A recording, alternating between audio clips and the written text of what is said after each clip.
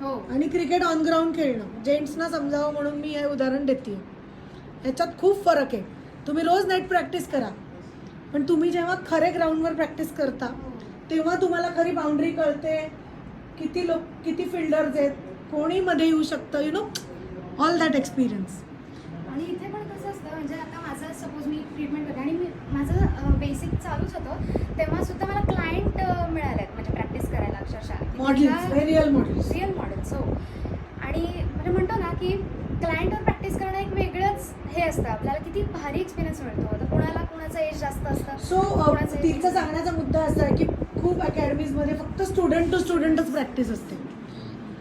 म्हणजे तू माझ्यावर कर, मी तुझ्यावर कर, म्हणजे तू चूकही नाही सांगणार आणि बरोबरही नाही सांगणार. पण इथे आम्ही काय करतो, काही मॉडेल्स अरेंज करतो. मॉडेल्स म्हणजे मोठ्या वयाच्या लेडीज असतात, थोड्या एजनी मोठ्या असतात, अनुभवानी मोठ्या असतात, ज्या सलॉनमध्ये खूप वेळा गेलेल्या असतात.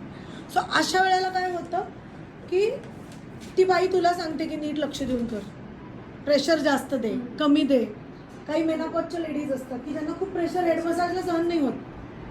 सो अशा वेळेला आहे ना, multiple client experience is the biggest ते तुमचा टेकअवे. आणि आपण इथे कुठेही प्रॅक्टिस करत असलो ना तरी आपल्याबरोबर कोण ना कोणतरी असतं. म्हणजे टीचर असतातच. इथे 2 टीचर आहेत आणि त्या खूपच फॅन्टॅस्टिक आहे. म्हणजे इतक्या फ्रेंडली आहेत त्या, दीपाली मॅम आणि सारिका मॅम. हो, अति अप्रतिम शिकवतात. आणि जे काही डाऊट्स आहेत ना, म्हणजे असं बघतात की नाही आता ही कोरीपाटी आणि हिला मला सगळं काही शिकायचं.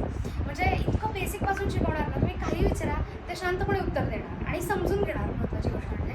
आणि कुठेही काही एखादी व्यक्ती करत असेल ना तर त्यांचं लक्ष असतं. तर मशीन करत असताना मॅम समोर बसतात आपण करताना. असं नाही आहे की आता हा यांचं चालू आहे तिकडे, असं काही नाही.